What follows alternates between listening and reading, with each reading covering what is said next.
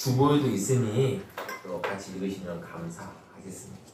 다 찾으셨나요? 내용 다 같이 합독하시겠습니다. 천사가 이르되 무서워하지 말라. 보라, 내가 온 백성에게 미칠 큰 기쁨의 좋은 소식을 너희에게 전하노라. 오늘 다윗의 동네에 너희를 위하여 구주가 나셨으니 곧 그리스도 주시니라. 너희가 가서 강보에 쌓여 구유에 되어 있는 아기를 보리니 이것이 너희에게 표적이니라 하더니, 그러니 수많은 천군이 그 천사와 함께 하나님을 찬송하여 이르되 지극히 높은 곳에서는 하나님께 영광이요 땅에서는 하나님이 기뻐하신 사람들 중에 평화로다 하니라. 아멘. 세수만 함께. 성스러운 주일 아침에 거룩하신 주의 제에 오신 사랑하는 수많은 성도님들 한 분 한 분마다 하나님의 사랑과 은혜와 축복이 넘쳐나시기를 진심으로 축원합니다. 지난 한 주 동안 평안하셨는지요? 폭염 때문에 많이 힘드셨죠? 어제도 폭염 때문에 잠 못 들고 이렇게 뒤척뒤척 그러신 분들이 몇 분이 있으실 줄 압니다. 저도 그랬거든요. 옆에 있는 분들에게 하나님 은혜 가운데 강건하세요라고 인사하시기 바랍니다. 하나님의 은혜 가운데 강건하세요. 네, 강건하십시오. 정말 여러분들 하나님 은혜 가운데 강건하시기 바랍니다. 오늘 본문은 보통 성탄절, 크리스마스 앞에 전해지는 본문이죠. 그런데 왜 제가 이 본문을 선택했냐면은, 이제 아시는 분 아시겠지만 제가 얼마 전에 토요 영어 예배 아이들과 함께 킹 오브 킹스라는 영화로 큰 감동을 받았기 때문입니다. 이 영화 킹 오브 킹스는 저에게 참으로 놀라운 경험이었습니다. 이 영화에 대해서 얼핏 소문은 들었지만 이렇게 영화를 직접 보고 나니까 예수님의 삶이 이렇게 귀하고 아름답구나라는 그 사실을 깨닫고 큰 감동을 받았습니다.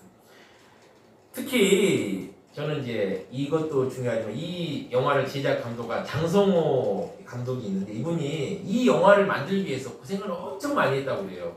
원래 이분이 또 이력이 원래는 영화 감독하는 분이 아니었습니다. 그런데 그리고 또 하나는 또 설민석 씨 역사강사 유명한 이분이 또 킹 오브 킹스를 가지고 또 이렇게 동영상 강의라는 거 있어요. 그래서 한 10분짜리 분량인데 시간 나시면 꼭 한번 보십시오. 이거 정말 저도 은혜를 너무 많이 받았습니다. 원래 이 킹 오브 킹스라는 영화를 장성호 감독이 2015년에 기획을 했습니다. 근데 이분이 인터넷에 여러분 장성호 감독 치면 알겠지만 이분 영화 감독 하시는 분이 아니고 원래 시각 효과 담당하시는 분인데 이분이. 그래서 원래 영화를 전체를 감독할 만한 역량도 못 되고 그런 그릇도 못 되는 분이. 그래서 자신도 그 그릇을 알기 때문에 나는 제작만 하고 감독하고 갖고 오는 다른 전문가한테 맡겨야지를 생각이었습니다.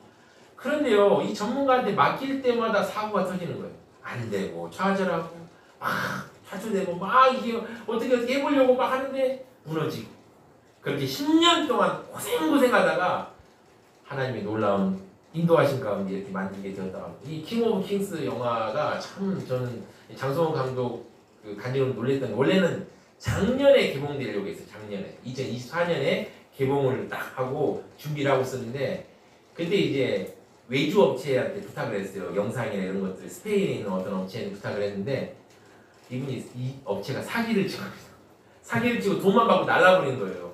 그래서 1년 미뤄질 수밖에 없었는데 그 1년 미뤄지면서 어떻게 하냐면 더 영상을 더 예수님의 그 사랑과 은혜를 그 표현하기 위해서 정말 심혈을 기울였습니다. 그래서 오히려 하나님께서 반전의 역사를 주셔서 더 영상이 더 좋아졌다라는 그런 간증을 들었습니다. 여러분 꼭 시간 되면 나중에 장성호 감독의 간증도 한번 들어보시기 바랍니다. 오늘 천사들이 목자들에게 예수님의 탄생에 대해서 전했습니다. 왜 목자들에게 전했는지, 천사들이 어떤 내용을 전했는지 살펴보려고 합니다. 첫 번째입니다. 한 천사가 목자들에게 나타났습니다. 성경은 예수님이 탄생하실 때 어떤 일이 일어났는지 서술하고 있습니다. 베들레헴 들판에서 목자들이 양떼들을 먹이고 있었습니다. 이 먹이다 보니까 양떼들이 거기서 자겠죠. 그럼 양떼를 지키기 위해서 들판에서 또 자야 하고 또 지켜야 되겠죠. 지키면서 혹시 맹수들이 오지 않나, 늑대가 오지 않나 다 눈을 부릅뜨고 보고 있을 때 하늘에서 이상한 현상이 일어났습니다. 바로 천사가 나타난 것입니다. 이 목자들은 원래 양떼를 지키거나 키우는 사람들입니다. 원래 이들은 비천한 무리에 속했는데요. 성경은 이들에게 주목하고 있습니다. 천사가 목자들에게 섰는데 정말 얼마나 놀랍고 두렵겠어요. 여러분 어느 날 시골길을 가다가 갑자기 천사가 여러분 앞에 나타났다고 생각해보세요. 기절하지 않는 게 다행일 겁니다. 정말 너무너무 놀랍고 신비로운 경험이었습니다. 그러니 얼마나 두렵겠습니까? 그들 모두가 다 두려움에 빠져있을 때 천사들이 목자들에게 이렇게 말씀하셨습니다. 무서워하지 말라. 보라, 내가 온 백성이 미칠 큰 기쁨의 좋은 소식을 너에게 전하노라. 큰 기쁨의 좋은 소식은 한마디로 충격적인 일이란 충격적인 소식이란 말입니다. 어떤 충격적인 일일까요? 천사는 말합니다. 오늘 다윗의 동네에 너희를 위하여 구주가 나셨으니 곧 그리스도 주시니라. 너희가 가서 강보에 쌓여 구유에 누이는 아기를 보리니 이것이 너에게 표적이니라 하더니 하나님께서는 자기 아들 예수님이 이 땅에 탄생하신 소식을 천사를 통해 목자들에게 전했습니다. 이렇게 아들 예수님의 탄생을 축하하였습니다. 그런데요, 이 구주 탄생에 대한 놀라운 소식을 목자들에게 먼저 전해 주셨습니다. 예수님이 탄생하는 이 시기에는 목자가 세 종류의 목자가 있었습니다. 첫 번째는 제사에서 양을 돌보던 성전에 서 있던 소속되는 목자들, 이들은 좀 그렇게 편했습니다. 왜냐하면 성전이 대우를 잘해줬으니까요. 편한 사람이었고요. 또 단순히 양 몇 마리를 키우던 서민 목자들, 또 세 번째는 유랑하면서 여기저기 다니며 목축을 하던 유랑 목자들이 있었습니다. 천사들이 좋은 소식을 전했을 때 이 소식을 들은 사람은 어떤 사람들은 이들은 베두인족이었을 것이다 라고 추정하고 있습니다. 이들은 목축업을 직업으로 삼는 사람들이었습니다. 고대로부터 현대까지 대를 이어서 목축업에 종사하고, 지금도 목축업에 종사하고 있다고 그래요.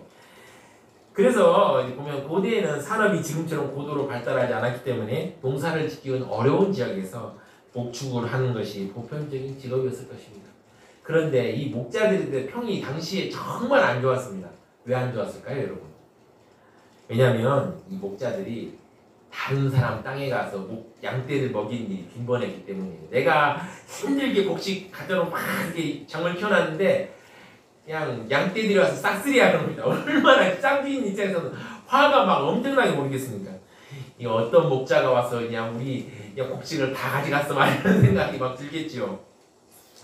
그러니까 이 목자들이 평판이 떨어질 수밖에 없었겠죠. 그리고 어떤 사람들은 이 목자의 증언으로 취급도 하지 않았다는 기록도 있습니다. 어쨌든 분명한 사실은 목자들은 낮고 천한 존재였습니다. 평생을 인정받지 못하고 대접받지 못하고 천대받은 직업을 가진 사람들이었습니다. 주의 천사는 메시아 탄생의 엄청난 소식을 너무도 하찮은 사람, 너무나 보잘것없는 사람에게 전해주고 있습니다. 이 상식적으로 볼 때 예수님 탄생 소식을 누구한테 알려야 됩니까? 귀족 또는 사회적으로 인정받고 믿을 수 있는 사람에게 먼저 알려야 될 것이라고 우리는 생각하지 않습니까? 예수님의 오심에 대해서 연구하고 전했던 사람들이나 학자들, 이 사람의 말을 믿을 수 있겠다는 사람들을 그 사람들에게 먼저 전해야 되지 않겠습니까? 그 사람들에게 천사들이 정말 얼마나 그 사람들이 강력하게 예수님의 탄생에 대해서 전했을까요? 그럼에도 불구하고 왜 목자들에게 이 소식을 먼저 전한 것일까요? 저는 이유가 있다고 생각합니다. 목자들은 예수님의 오심에 대해서 가장 넓게 빠르게 알릴 수 있는 사람이었기 때문입니다. 그들은 깨어있는 사람들이었습니다. 문화적으로 볼 때 이 시기 목자들은 모든 사람의 귀와 입이었습니다. 예를 들어서 어떤 소식을 막 전해주고 어떤 나라와 나라, 민족과 민족, 동네와 동네를 연결하는 통로였습니다. 지금이야 이제 매체가 많으니까 소식을 막 이것저것 들을 수 있지 않습니까? 그런데 그 당시는 매체가 없던 시절이라서 이 목자가 바로 뉴스의 역할을 했다는 것입니다. 오늘 말씀에서 하나님께 천사를 보내어 목자들에게 기쁜 소식을 전해주셨듯이 하나님께서 우리에게 먼저 찾아오셨습니다. 그 증거가 무엇인가요? 우리는 질문할 수 있습니다. 그 증거는 우리가 예수를 믿고 신앙 안에 머물러 있다는 것입니다. 하나님께서 우리에게 복음을 주셨습니다. 복음의 비밀을 듣게 하시고 깨닫게 해주셨습니다. 오늘 우리에게 복음을 주신 이유가 무엇입니까? 바로 목자들처럼 복음을 전하라고 우리에게 복음을 주셨습니다.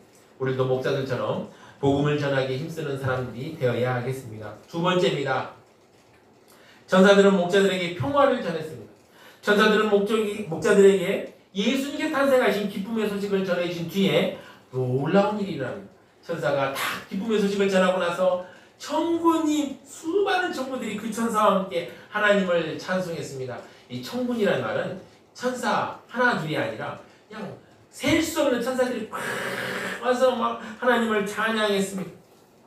그 내용은 이와 같습니다. 지극히 높으신 곳에서는 하나님께 영광이요, 땅에서는 하나님이 기뻐하시는 사람들 중에 평화로다라고 찬양했습니다.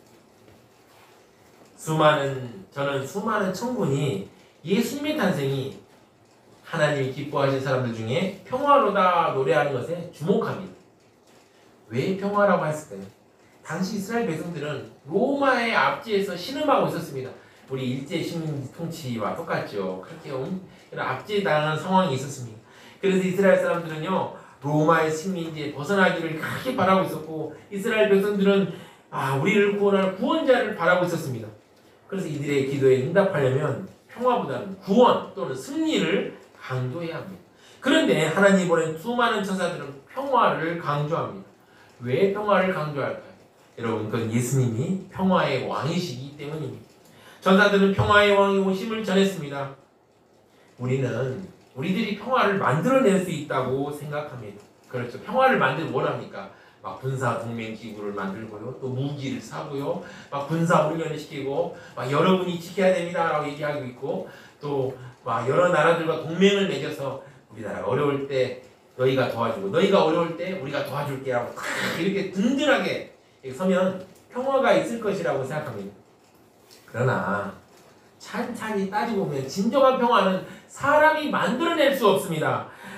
사람이 당면한 가장 큰 불안은 무슨 불안입니까? 하나님과의 관계의 불안입니다. 사람은 범죄함으로 하나님의 믿음과 사랑을 배신했고 그 이후에 돌이킬 수 없는 불안 가운데 있게 되었습니다. 하나님과 인간 사이의 평화는 인간이 만들어낼 수 없습니다. 오직 하나님만이 하나님과 사람의 문제를 해결하고 평화를 만들어낼 수 있습니다. 아멘입니까? 감사합니다. 네. 하나님께서 진노 가운데 있는 사람들에게 예수님을 보내주셨습니다. 예수님을 통해 하나님과 우리 사이가 화목하고 평안을 누리게 되었습니다. 하나님께서는 예수님을 이 세상의 구주로 보내주셨습니다. 예수님 우리 대신에 십자가 고난을 당하셨습니다. 예수님은 우리를 위해 희생 제물이 되었습니다. 예수님께 속죄 제물이 되시기 전에 죄 많은 인간이 거룩하신 하나님과 관계를 유지하기 위해서는 살아있는 제물이 필요했습니다. 그래서 레위기를 보면 살아있는 짐승을 잡아 제사를 드렸습니다. 그러나 예수님께서는 자신이 희생제물이 되셔서 그로 인해 우리를 모든 고통에서 구원하시게 되고, 나아가 예수님께서 평화의 왕이 되셨습니다. 평화는 성경적으로 가장 쉽게 정의하면 조화로운 관계입니다. 평화는 관계 회복이라고 성경은 말합니다. 하나님께서 두 가지 관계를 회복시켜 주셨습니다. 첫째는 하나님과의 관계를 회복시켜 주셨습니다. 다음은 이웃과의 관계를 회복시켜 주셨습니다. 사실 이 둘 중에 하나만 깨져도 우리는 평안을 얻을 수 없습니다. 예를 들어서 어떤 사람이 부부관계가 아무리 좋고 형제간의 우애가 좋아도 하나님과의 관계가 틀어져 버리면 그 마음에 평안이 없습니다.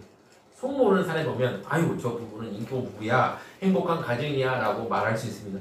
그러나 마음속에서 하나님과의 관계가 깨지면 평안이 없습니다. 우리는 성경을 통해서 그것을 알 수 있습니다. 성경은 이렇게 말합니다. 사람의 의가 여호와를 기쁘시게 하면 그 사람의 원수라도 그와 더불어 화목하게 하시느니라. 아멘. 어떤 사람은 돈이 많으면 평화가 올 것이라고 생각합니다. 어떤 사람은 사회적 지위가 높으면 평화가 올 것이라고 생각합니다. 아닙니다. 아닙니다. 평화는 그런 것들과 전혀 상관이 없습니다. 평화는 하나님과의 관계가 가장 중요합니다. 우리 마음속에서 평화를 얻으려면 하나님과 바른 관계를 맺어야 합니다. 그리고 이웃과 바른 관계를 맺어야 합니다. 예수님 우리에게 진정한 평화로 나아가는 길을 열어주셨습니다. 예수님이 태어날 당시에도 세상은 평화롭지 못했습니다. 오히려 하나님과 관계, 사람들과의 관계가 다 어그러져 있었습니다. 당시 많은 사람들은 예수님을 이용해서 자신의 야망을 성취하려고 했습니다. 어떤 사람은 가룟 유다가 예수님을 배신한 이유가 가룟 유다가 예수님을 자극시켜서 예수님이 로마 군대가 서로 싸우게 하기 위함이었다라고 주장하기도 합니다. 또한 예수님께서 부활하시고 승천하시기 전에도 어떤 제자들은 주께서 이스라엘 나라를 회복하심이 이때입니까? 라고 물어볼 정도로 사람들은 예수님을 이용해서 자신의 야망을 채우려고 했습니다. 그러나 예수님은 평화의 왕이셨습니다. 예수님께서 사회적으로 낮은 자, 소외된 자를 돌보셨고 또한 그들의 아픔에 공감하였습니다. 또한 기적으로 병들어 어려움에 처한 사람들을 고치시고 배고파 힘들어하는 많은 사람들을 먹이셨습니다. 예수님은 왕이셨지만 칼을 휘두르지 않았고 오히려 어린 양처럼 말없이 십자가를 지며 진정한 평화를 이루셨습니다. 하나님께서는 예수님을 보내주셨습니다. 평화의 왕이신 예수님을 우리에게 보내주셨습니다. 예수님 우리 희망이시고 우리의 구원자이십니다. 이걸 생각하고 우리 찬양 하나 하겠습니다. 당신은 영광의 왕. 네, 힘차게 찬양하시겠습니다.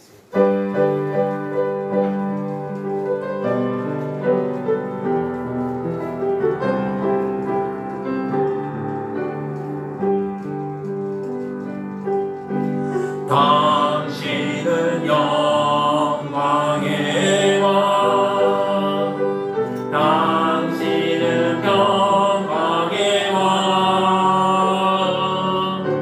당신은 하늘과 땅의 주, 당신은 정의의 아들,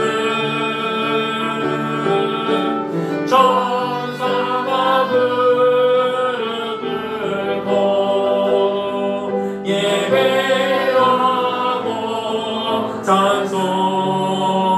찬송하네 영원한 생명 말씀 당신은 예수 그리스도 주 호산나 다윗의 자손께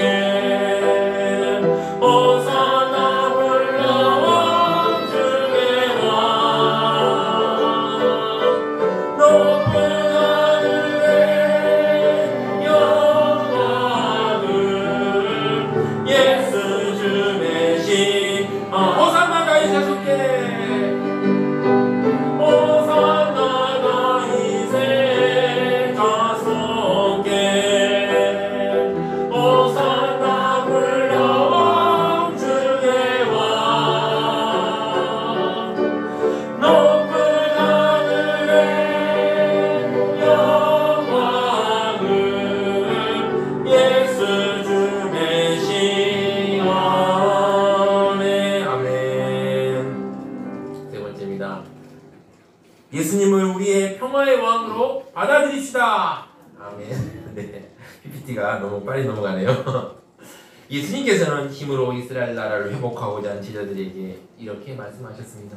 때와 시기는 아버지께서 자기의 권한에 두어셨으니 너희가 알 바 아니요 오직 성령이 너희에게 임하시면 너희가 권능을 받고 예루살렘과 온 유대와 사마리아와 땅끝까지 이르러 내 증인이 되리라 하시니라. 아멘.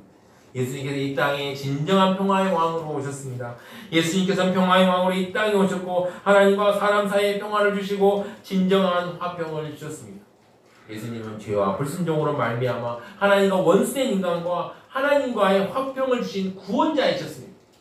예수님은 반목과 질시로 벽을 쌓고 살아가는 사람들의 관계 속에서도 평화를 이루시는 분이십니다.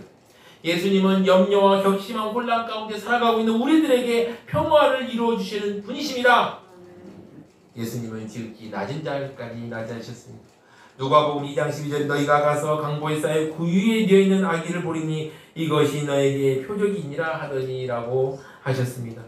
예수님은 가련한 상태에 놓인 당시 이스라엘 백성들과 온 인류를 구원하고 평화를 누리게 하시려고 스스로 비천한 자리에 누우셨던 것입니다. 하나님은 우리가 평화의 왕으로 예수 그리스도로 말미암아 하나님과 화목하고 평화를 누리기를 원하십니다. 사랑하는 소망교회 성도 여러분, 예수님은 우리를 하나님과 화목하게 하려고 평화를 누리게 하시는 평화의 왕으로 이 땅에 오셨습니다. 하지만 많은 사람들은 여전히 가련하고 공고한 가운데 처해 있습니다. 사람들 마음에 평안과 기쁨이 없습니다. 사람들 삶 속에 참 기쁨이 없습니다. 사람들의 삶과 환경이 좋아지긴 했지만 여전히 공허함과 허무함은 예전보다 더욱 커졌습니다. 치열한 경쟁으로 인한 고단한 삶은 우리의 평안과 기쁨을 빼앗아갔습니다. 삶이 각박하다 보니 어떻게 되었습니까? 하나님과의 관계도 깨지고 말았습니다. 사람들 간의 평화도 깨지고 말았습니다. 가족들 간의 평화도 깨지고 말았습니다. 이웃과의 관계 속에도 평화가 깨졌습니다. 이웃과의 관계도 더욱 악화되어서 반목과 다툼이 끊이지 않고 있습니다. 요즘 아파트에서 층간소음 문제로 막 싸우고 살인하는 일도 일어났다고 해서 층간소음과 분쟁을 이기지 못해 다른 곳으로 이사하는 사람도 많다고 합니다. 또 얼마 전에 우리 비극적인 소식, 그렇죠. 인천 연수구에서 아버지가 아들을 총으로 쏴 죽이는 일이 있었습니다. 얼마나 저도 충격을 받았는지 모릅니다. 저도 놀랍고 슬펐지만 얼마나 많은 사람들이 놀랍고 슬펐는지 모릅니다. 그뿐입니까? 세상 곳곳엔 전쟁이 계속 일어나고 있습니다. 우크라이나 전쟁은 아직 끝나지 않고 있습니다. 미얀마에서 내전도 아직 그치지 않고 있습니다. 이스라엘 지도자 네타냐후는 자신의 정치적인 야욕 때문에 이란과 휴전한 후에 다시 시리아와 전쟁을 시작하고 있습니다. 그리고 최근에 태국과 캄보디아가 또 전쟁을 시작했습니다. 많은 사람은 우리가 노력하면 평화와 안식을 얻을 수 있다고 주장합니다. 그러나 그렇지 않음을 우리는 알 수 있습니다. 그러면 우리는 평화와 안식을 어디서 얻을 수 있습니까? 예수 그리스도가 아니면 얻을 수 없습니다. 예수 그리스도가 아니면 누구도 하나님과 화목할 수 없습니다. 누구도 참된 평화를 누릴 수 없음을 알아야 합니다. 예수 그리스도를 통해 하나님과 화목하고 삶 속의 평안을 누려야 합니다. 평화의 왕으로 오신 예수 그리스도를 구주로 믿음으로 받아들여야 합니다. 오직 예수 그리스도 그분만이 우리의 죄 문제를 다 해결하십니다. 예수 그리스도 한 분만이 하나님과 우리 사이를 화목하게 하십니다. 그분만이 평화를 누리게 하실 수 있기 때문입니다. 이제 예수님을 우리의 큰 기쁨의 근원이 되심을 믿음으로 받아들입시다. 평화를 내려주게 오신 예수님은 우리의 기쁨 되십니다. 예수님께서 우리의 구주로 오셨음을 믿고 받아들입시다. 우린 예수님으로 인해 구속의 은혜를 입었습니다. 이 구속의 은혜하면 구속이라면 구속 적부 심사 막 이렇게 구속되는 거라고 생각하는데 그게 아니고 구원하고 죄를 사해 준다는 말이죠. 예수님께서 십자가에 못 박혀서 우리의 죄를 대속하시고 그 자리에서 우리는 구원의 은혜를 경험했습니다. 이 1894년 어떤 일이 있어요? 역사를 아시면 1894년 어떤 일이 있었습니다. 갑오경장이 있었죠. 그때 갑오경장이 물론 불완전한 근대화를 하지만 그때 어떤 일이 했을까요? 노비들이 다 해방되게 되었습니다. 그래서 그 이전까지는 법적으로 노비가 존재했고요. 또 한국전쟁 이전까지 실질적으로 노비들이 있었습니다. 이 노비들은요, 한번 노비가 되면 주인이 풀어주지 않는 한 양민이 될 수 없었습니다. 이 노비들 중에요, 돈을 다시 모아가지고 이 돈을 주면서 이제 주인에게 벗어나야지 생각하는 사람이 있었을지 모릅니다. 근데 여러분 생각을 해보세요. 돈은 갖고 있으면 다 써버리잖아요. 그렇죠? 근데 노비는 가지고 있으면 내가 이 노비를 내가 풀어주지 않고 갖고 있으면 얘 자식까지도 노비가 될 수 있는 겁니다.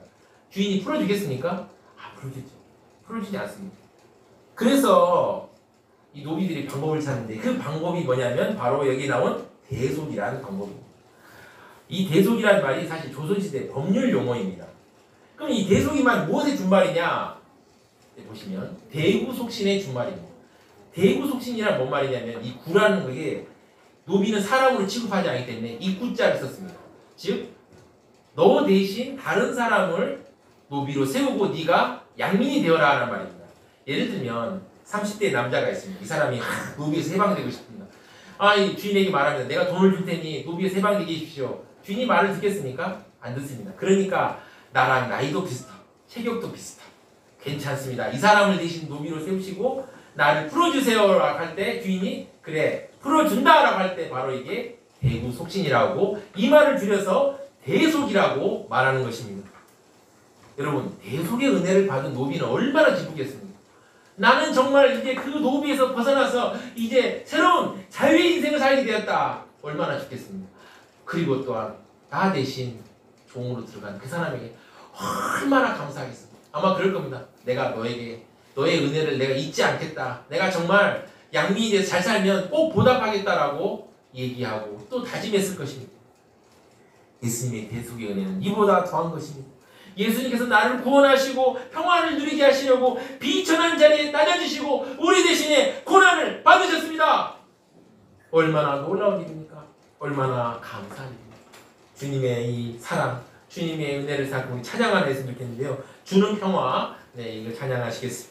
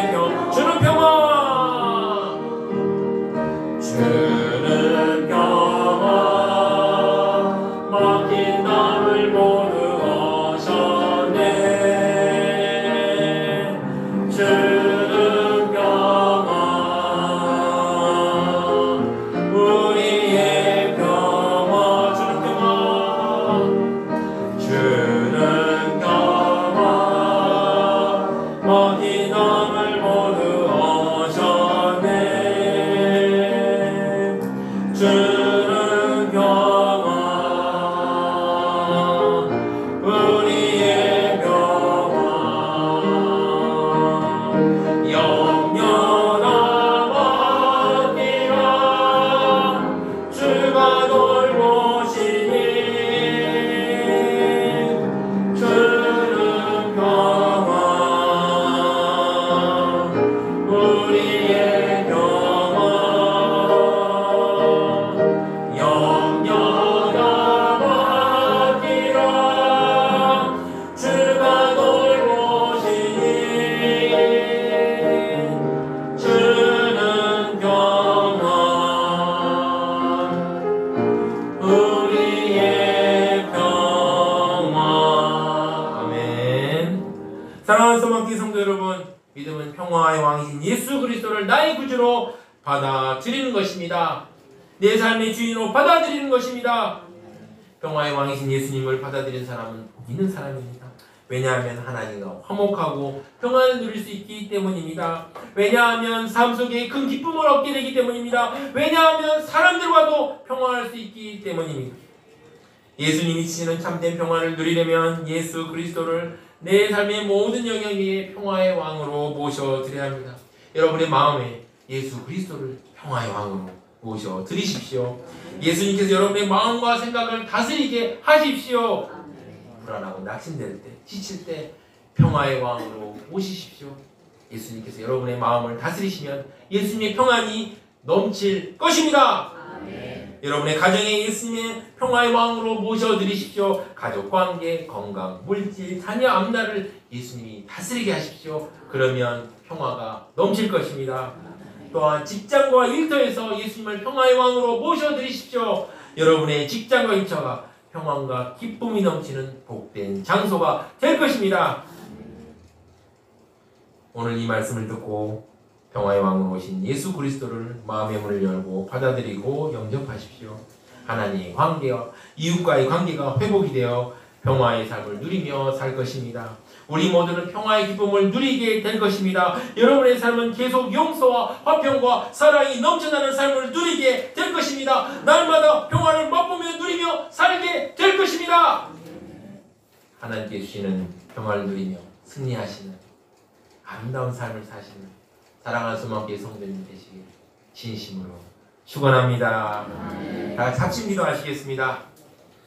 예수님께서 주신 평화를 누리도록 이걸 놓고 간절히 주여 한번 해주 힘차게 기도하시겠습니다.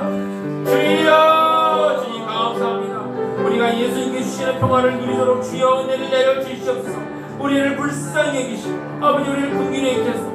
아버지여 예수님께 주시는 아버지 참된 평화를 아버지 우리 삶 속에서 누리게 하여 주시옵소서. 우리 가정 가운데서도 직장 가운데서도 일터 가운데서도 우리의 마음 가운데서도 아버지 예수님이 주신 평화를 누리는 우리 사랑하는 세소망의 가족들 될 수 있도록 주여 붙잡아 주시고 아버지 함께하여 주시옵소서. 아버지 은혜 베풀어 주시고 아버지 함께하여 주시옵소서.